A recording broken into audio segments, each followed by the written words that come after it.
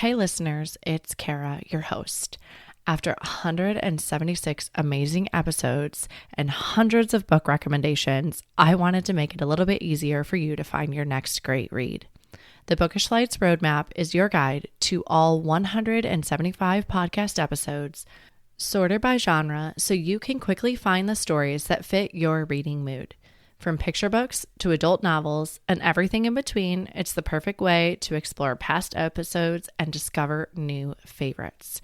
You can find your copy of the Bookish Lights Roadmap at www.bookishlights.com/read/roadmap, or just click the link in the show notes.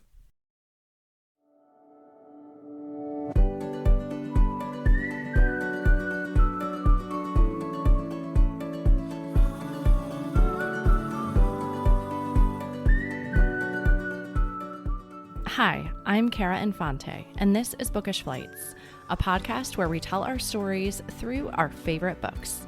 Each episode features a bookish guest where we will talk about reading, life, and the seasons we're in, all through a thoughtfully paired book flight of recommendations for you. If you're looking for meaningful book recommendations and a space to slow down, you're in the right place. Welcome back to Bookish Flights. Today I'm joined by Martha Engber. She is the author of the Mary Donahue Chronicles, including Winter Light and Scattered Light, and the award-winning memoir, Bliss Road. She's a screenwriter, former contributor to the Chicago Tribune, and a storyteller whose work spans novels, memoir, and television. I'm excited to talk to her today about her writing journey, the stories that she's drawn to tell, and of course, the books that have shaped her along the way. Welcome to the show, Martha. Thank you very much, Kara. Looking forward to being here. Yes. Well, I always love to start this off with telling us a little bit more about who you are, because I feel like our bios are only these little snippets of the fuller person that we are. No, that's very true. I, as we were talking before the show started, we're both from Chicago, and so that is my very strong tie to the Mary Chronicles, Mary Donahue Chronicles. I grew up in a suburb west of the city, LaGrange, Illinois, and had a pretty middle class life. And that is one of the reasons that drew me to writing Winter Light in the first place. Okay. Winter Light is the story of a 15-year-old Mary Donahue in the blizzard winter of 1978-79. And I was the kind of kid who went to choir, and I had two parents who were still married, and we, more or less, I had two sisters and a pretty normal upbringing. But I would see kids at school, and they would be very the burnouts, Yeah. and it seemed like they were smart kids, but they didn't apply themselves at all, and I wondered why. Yeah. Uh, I really I was really frustrated with them. I'm like, how come you don't just come to class? Why do you come to class stoned? What Yeah. is, and so through writing um, the Winter Light about Mary Donahue, who was a burnout, it made me realize the level of obstacles some kids are under. I might have had 10 obstacles in my life at that point, and Yeah. they had 50. Yeah. And so it made me very much more understanding and compassionate about the serious obstacles people in America face. So that was kind of me as a kid. I was very always wondering how come that happens. And I think that that's one of the things that leads a person to become a writer is it Yeah. helps you figure out life and it helps you figure out yourself. Yeah. Why am I feeling frustrated? Why am I feeling this way? And so that's kind of who I am. Yeah. I think you bring up a great point because that's one of the reasons why I love to read is getting to walk in someone else's shoes that are completely different than my own. And I probably will never walk in my life, but I love the empathy that that builds and just getting to see it from someone else's perspective gives so much understanding. So, and obviously as a writer, you're doing that even more in depth than us as the reader. Yeah, and having gone through journalism school, I went to the University of Missouri in Columbia Yeah. because if I had told my parents I wanted to be a creative fiction writer, they would have said, "No way, Yeah. you cannot do that. There is no money in that. You cannot support yourself and whatnot." So I said, "Okay, I'll do journalism because it's writing." But there isn't a day that goes by where I don't thank my lucky stars for journalism because it teaches you the skill of observation and to ask questions, and it tells you how to research and find the people you need to talk to. And I use that every day. It doesn't Yeah. matter what I'm doing and in all aspects of my writing because you have to have your sense of curiosity has to be greater than your sense of judgment. As Yeah. soon as you're more curious than you are judgmental, that's when you actually learn. Oh, that's beautiful. Can you say that again? Like, I feel like that Sure. needs to be the theme of our show. Yeah, it just is true is that we humans tend to make judgments quickly. Yeah. It's how our minds are wired. Especially we see somebody and visually we'll make a judgment about them, but it's not until you set the judgment aside and in favor of curiosity and learning about them, saying, what's going on? Who are you? Tell me about what you're going through. That's when you really learn. Yeah. Yeah. So, My dad said something, I mean, it was kind of along those same lines, but he always told me you never know what someone else is going through. And so, like, yeah. in regards to like not making those snap judgments, or if the person's kind of brusque with you, like not taking that to heart because you never know what happened 5 minutes before they ran into you or whatever. And just No, that's growing very that. true. Yeah. It's very difficult, I think, for humans to do in general, unless you Yes. train yourself to do it. You have to be very active in that. I belong to a national nonprofit called Braver Angels, which Okay. essentially brings together Republicans, Democrats, independents all together Yeah. to find common ground. And it's the same thing. It's Yeah. like in order to do that, you have to be able to see that your fellow Americans and the people next to you, everybody's going through something. It's a Yeah. matter of you finding out what that is and then helping each other out, Yeah. And we all which I have think life is experiences that are shaping where we're coming from, exactly right? And right, until we can right, have a conversation about that, it's never, right, we're never going to come back together. exactly, Yeah. right. You've written across multiple genres at this point, novels, memoir, YA, screenwriting, Mhm. and you kind of mentioned it, but what was that first drew you to storytelling? Um, I think it was emotional avenue I had to take as a kid. Yeah. We had my dad, and we only discovered when he was older, was undiagnosed autistic, Okay. and that is the subject of my memoir, Bliss Road. Yeah. But it bakes into a family a certain level of dysfunction just because there was no name for Yeah. what he had or what he was going through. There was no help for it. There was no labeling. There was no discussions about it. Yeah. It's just, certain behaviors led to certain dysfunctions. And for me, it was something that caused me to retreat into my introspective self. And because of that, I could have been the person who just blew up Yeah. and, became a great exploding star.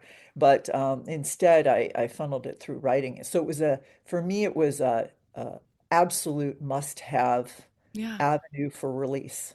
Yeah.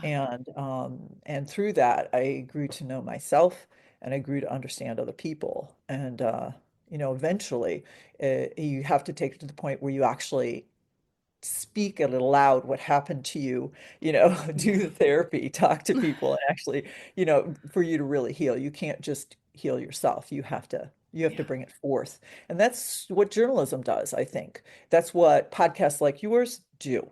Is that you can't just write it. You have to be able to speak it so that other people hear it and they hear what is true for their lives, Yeah. right? Something I'm saying, they'll say, "Oh, that's me too." Yeah. And that is really the excellent That's part about, powerful. yeah, powerful. People will, email and they'll say, that even though our circumstances were somewhat different, I feel it was the same situation. And Yeah. that is fantastic. That is the best part of writing, is that you can make those connections. Yeah.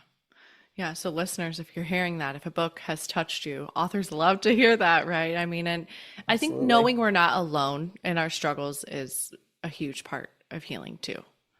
I think it is too. And the part that is the best about fiction is that it can allow a person the grace to be able to see their own situation without putting them on the spot. Yeah. They're alone by themselves. They're reading the story, and they can come in this very quiet moment to say, "Oh my gosh, that's me." Yeah.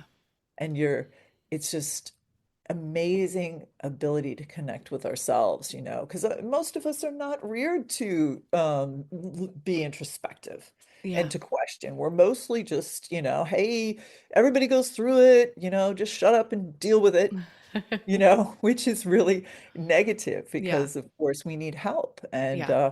fiction and nonfiction can be that help. Yeah, absolutely. We need to process outside of just shoving Yes. it down. Yeah. Well, for listeners that maybe haven't had a chance to pick up the Mary Donahue Chronicles yet, you've kind of mentioned what Winterlight was about, but can you tell them a little bit about the series? Well, in I wanted to, I always had envisioned a trilogy, and Hmm. so I'm at work on the third book and the last Okay. book. But the point is that in our lives, we have pivotal moments that shift us and change us dramatically. Not small little shifts, but big Yeah. earthquake moments. And so that was true in Winter Light. She goes through a very traumatic thing at the end of the book, which shifts her greatly.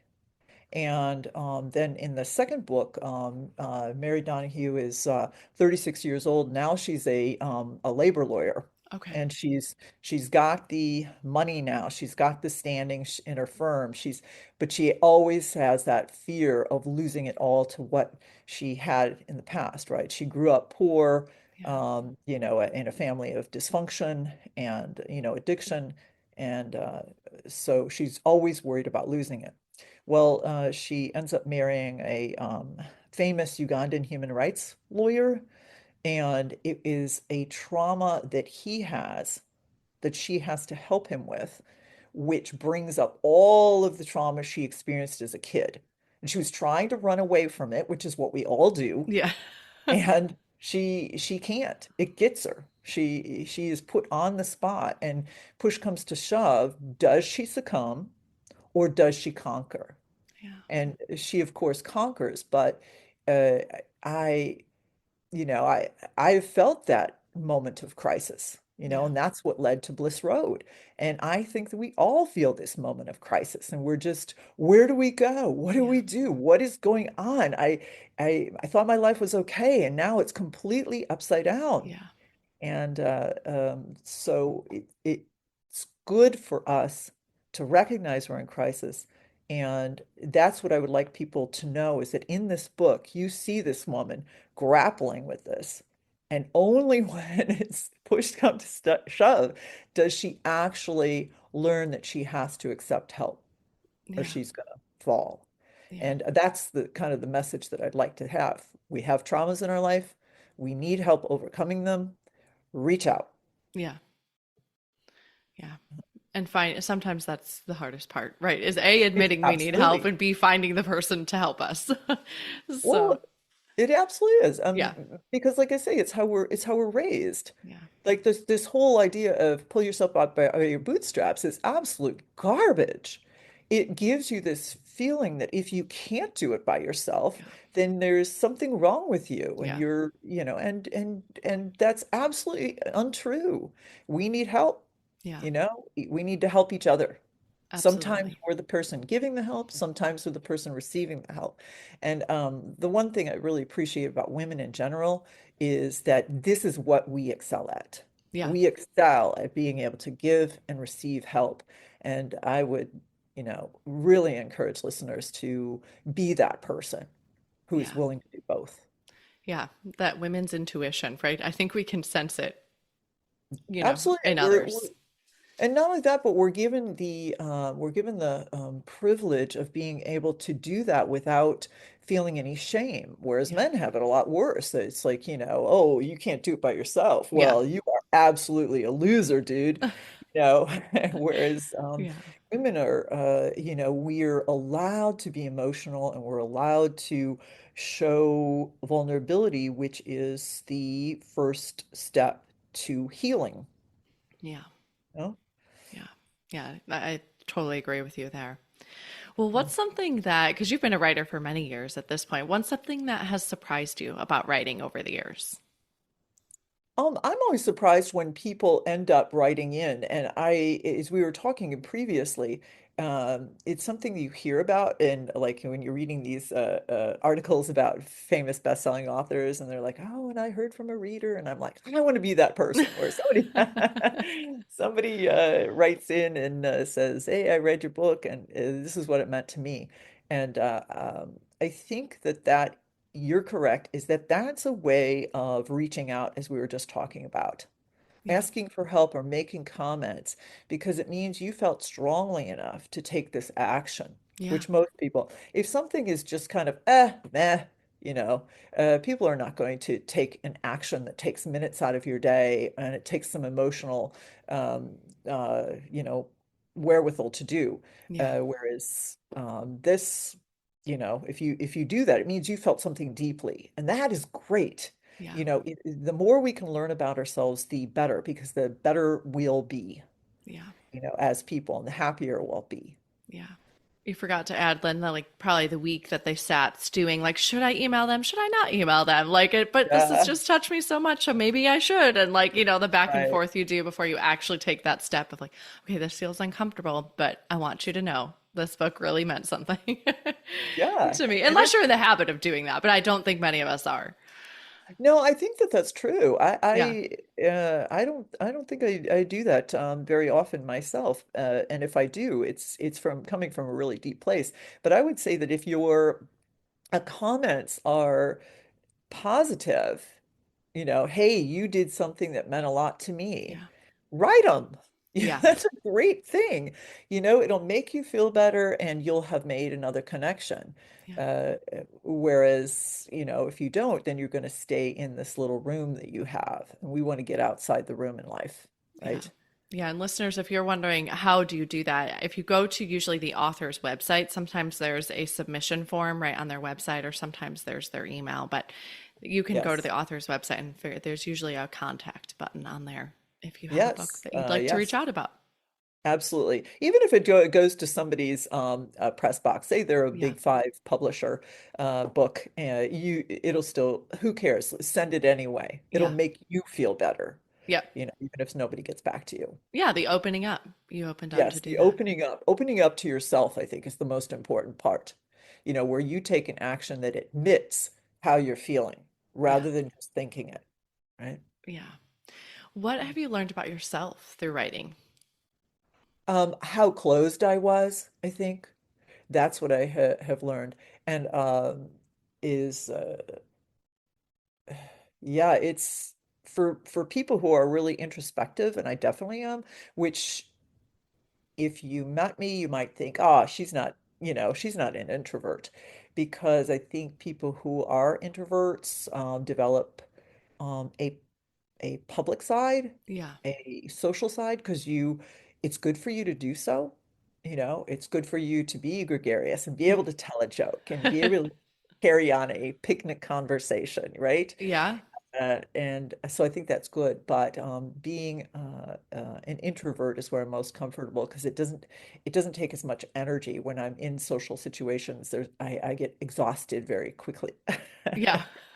And it has nothing to do with the company. Usually it's fabulous people, but you just it's tiring. So I need that. I need my 2 hours of Zen meditation and writing every morning, like I was doing before you and I met this morning. Yeah. It's you drop into this hole, and everybody meditates differently. And the worst thing you could possibly do to me is tell me that I have to sit in a cross-legged position and om for an hour, or do the, classic meditation. Yeah. Totally doesn't work for me, because I'm a mover. And so I actually am a fitness instructor and a personal trainer as well. And I noticed Okay. you're a physical therapist, Yeah. but the two have always gone together for me. I move so that I can write. Yeah. When I move, I get all my energy out, and then I'm able to sit and to write. And so that goes together. And then just that I'm an analytical person. I have to figure out the answer it really bothers me if I don't. Yeah. Like if I see somebody and I don't understand the behavior, I'll think about it and think about it and think about it long past most people. People will say, ah, that's just what they do. But you're like, that's not good enough. Yeah. I don't know I haven't why. written him off yet. Right. Why is that happening? And then usually I will solve the puzzle, which is exactly what it is. Yeah. You are solving puzzles, human puzzles. Yeah. Yeah. Yeah. I love what you said about because you've mentioned it twice now because I have three younger children and like finding something that is a release for you I think is so important and that's going to be different for every single person that is listening and my kids and I think I'm always like well how like how can I shape them because of course like we've already talked about we're all going to have struggles we're all going to have crises we're all going to have things that kind of make us feel unmoored but how do we ground ourselves back in our in being human who we are and just in that and I think that's a really great point that you bring up is having something for you that is your release that you feel like you can emotionally let some of this go and for me as when I was younger it was actually playing the piano Oh, so with moving around with the military obviously we don't move around a piano so I don't have one but that was I could just go sit down and play the piano for 45 minutes and that was like a form of expression for right. me and would feel so much better emotionally when I was done with that. Well, it makes you realize that in our day, most of our time is spent planning. And that means even planning the next minute, right? When I'm teaching a fitness class and we're Yes. doing a drill, my mind is already on the next drill. So I'm Yeah. already planning it. Very little time is spent like you are here in this moment. And that Yeah. is essentially what meditation does. It's anything that allows you to drop down the hole and to be there and so that when you come up you're surprised and you look around and you're like oh my gosh time has passed that is the Yeah. sign of really good meditation Yeah. you know being I with think yourself. reading does that too.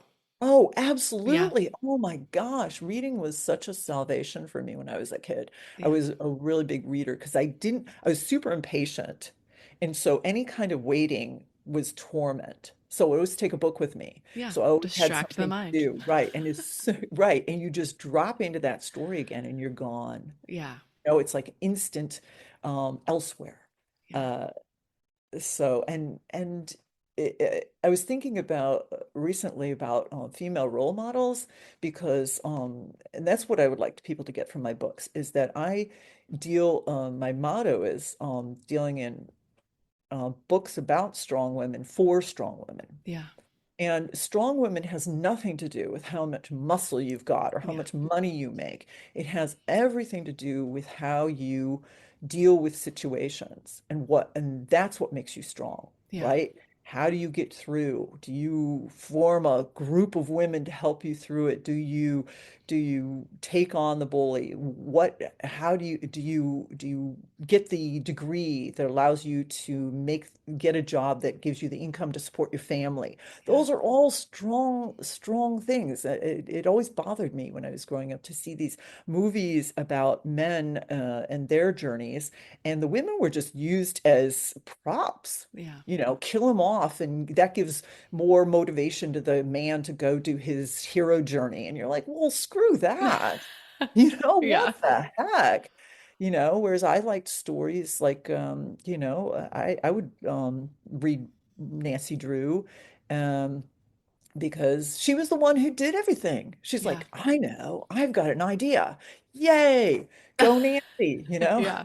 And how important it is that Nancy, of course, was this, white girl, but I think, and I'm white, but I think that it's super important that kids of all skin tones, ethnicities have books where they've got a role model that looks like them and Yeah. talks like them and has the same culture as them, because then you're like, ah, this, this is my girl, Yeah. you know, and you're Because just, you're woo, seen in books, right? I mean, it's yes, that there's exactly what you mentioned in books. the beginning, right? Of like finding yourself through a story and realizing, Right. oh, this is me. This is my situation. Right. Which is Yeah. why I'm such a fan of small press books because you have a much better chance of finding books that are special for your purpose, right? Yeah. They're written by people who are like you, Yeah. whereas there are just not as much room at the top. Yeah. Well, you have given us a great transition into your reading life. So let's switch gears a little bit. What genres do you enjoy to read? I think, oddly enough, I like to read all over the place because I think that also um, mimics my writing life. Yeah. I think I've always felt that to have a really strong sense of survival, you have to be very adaptable. So Hmm. that's why I've liked to be all over the place. Nonfiction, fiction, essays, books, that kind of thing. Yeah. Uh, so I do. I am very fond of sci-fi for their excellent basic concepts that have many of which have come to fruition, right? You Yeah. know, you're reading, right, books Yeah. from the, 40s, 50s and everything, all the tech and stuff they came up with is occurring now. I love literary fiction, which is essentially puzzles about the human spirit, Yeah. right? I love nonfiction that teaches me things about, I don't know, everything. Like one of my favorite ones was hearing how this woman remodeled her little cottage in the East Coast. I'm like, That's this so is fun. awesome. Yeah. You know, I want to go see this cottage. Yeah. I want to see what this person's life is like, Yeah. you know. Well, how in your busyness do you find time to read? I think it's part of the discipline, I suppose, of I love when fellow writers support me and support them. Yeah. And so it's part of community, I guess. Yeah.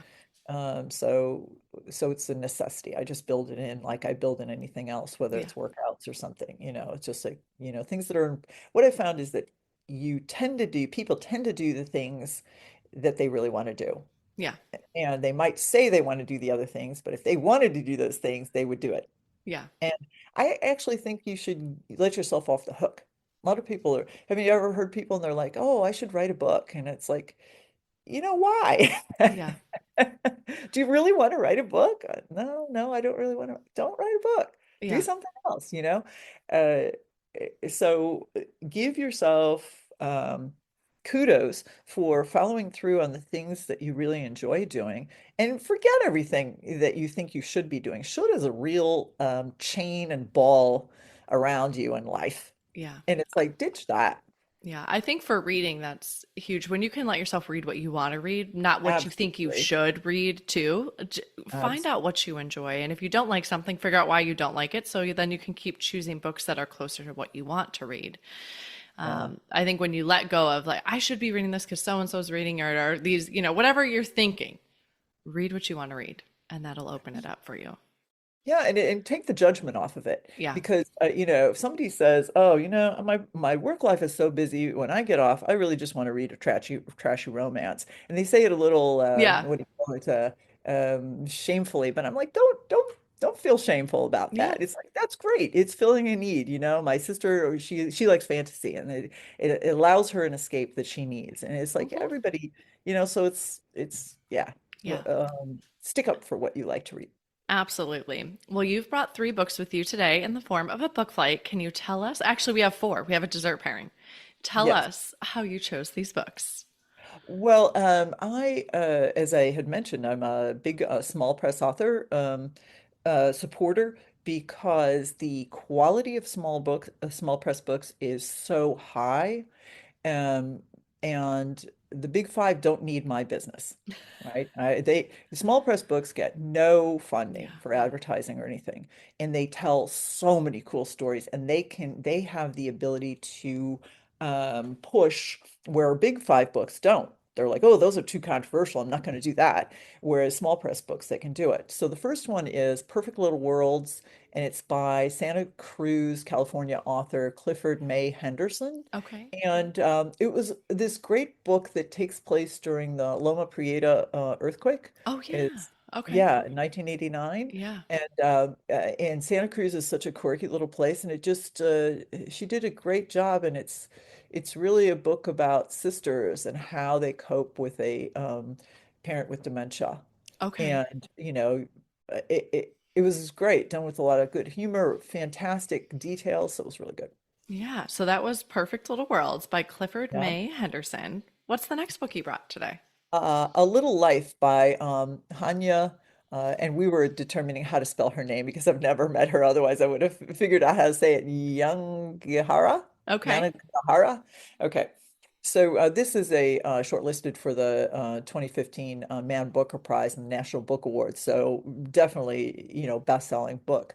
But it is essentially about a man who turns out to have had a pretty horrifically um, uh, dysfunctional life. Yeah. He was sexually abused, and um, it is the first book which truly conveyed the the damage done by sexual abuse.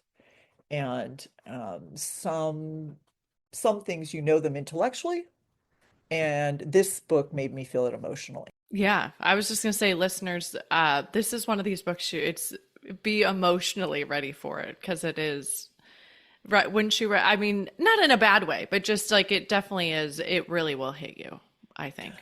I think definitely. I think you have to know, people talk a lot about triggers now, and I think that that's not a bad thing. Yeah, You really need to know what your personal triggers are, uh, because, if you have had this in your past, this might be way too much. yeah, It's a very tough book, I think. So, yeah. uh, I just wanted to get, and I yeah, don't know that disclaimer is the right word, but just be emotionally ready for that one. So, but that that's a was, good way yeah, to put it. A Little Life by Hannah Yanagihara. Yeah. What's the next book you brought? Well, my last two are ones from my youth, which had this huge impact. I love it. And one is The Outsiders by S.E. Hinton, and her name was Susan Eloise. Okay, Um, and it was written in or published in 1967, but she was only 15 years old when she wrote this book. I didn't know And that.